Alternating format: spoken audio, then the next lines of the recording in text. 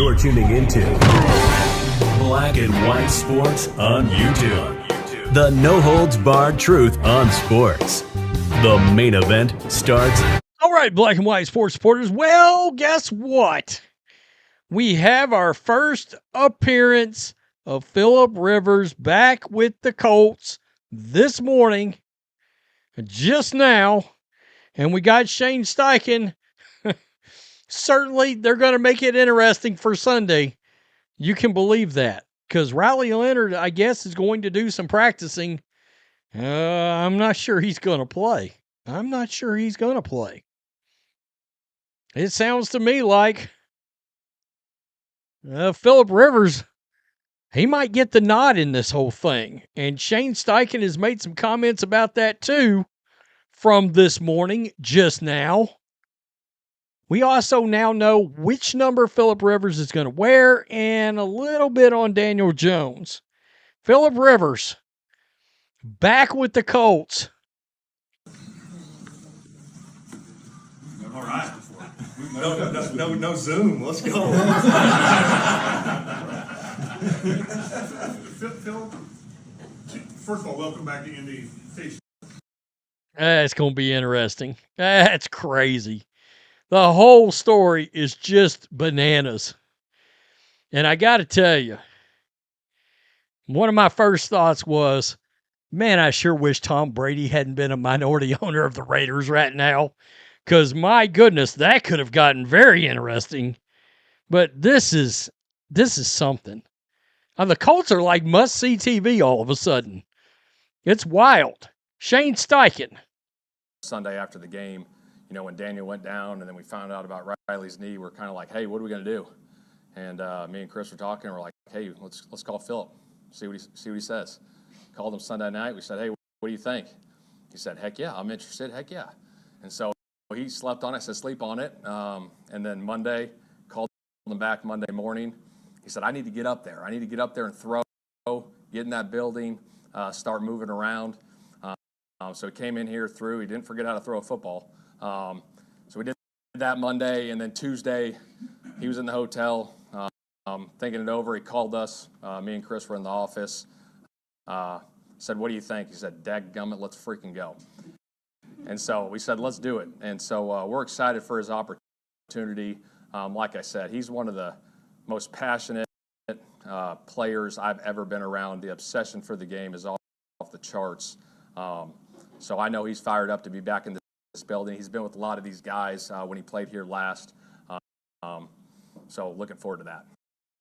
It drives me crazy that my video on Twitter does that sometimes. My internet's faster than hell. But it does it. I don't know what's going on, but nonetheless, heck, gosh darn it to heck, let's call Phillip. Oh, shoot. Dadgummit.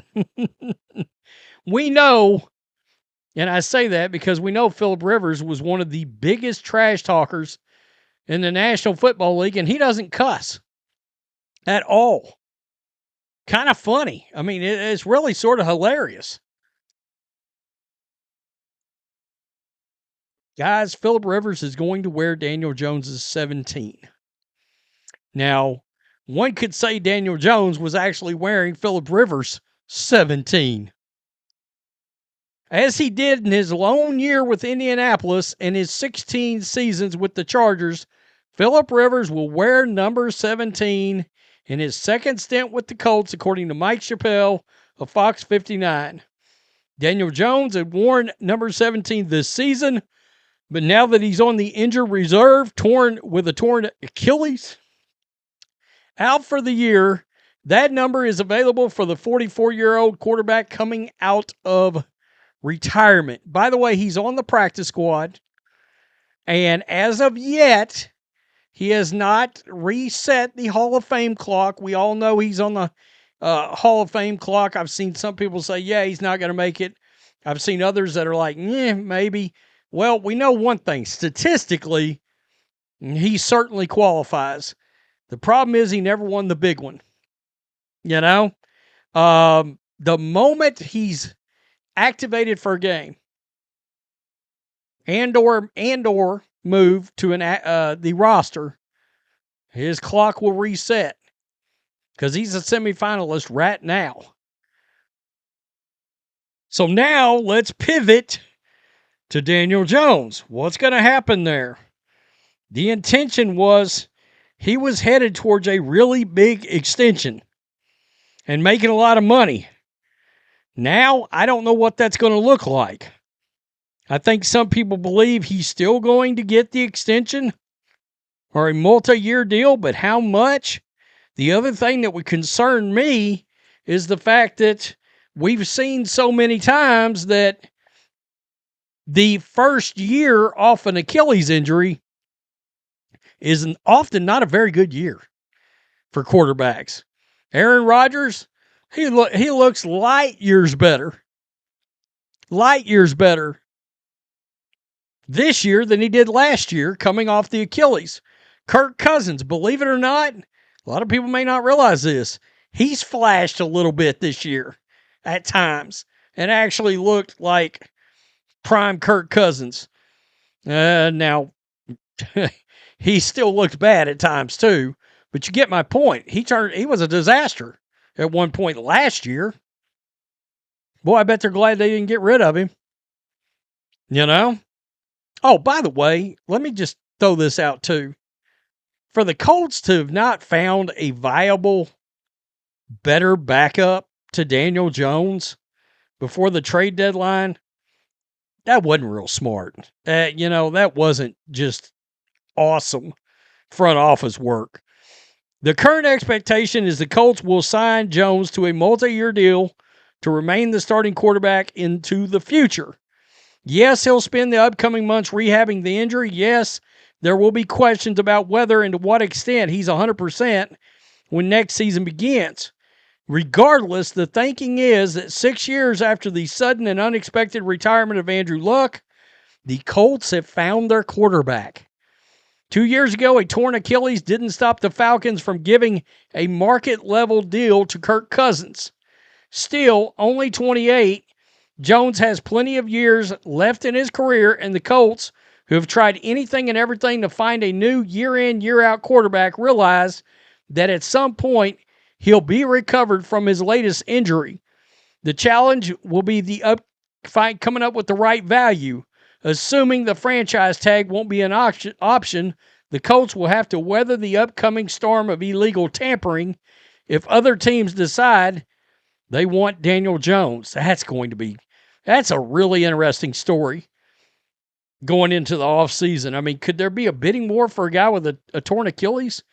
I guess there could be. Now, look, there's one big difference between Kirk Cousins, Aaron Rodgers, is that Daniel Jones is a hell of a lot younger than either one of those guys was when the torn Achilles happened.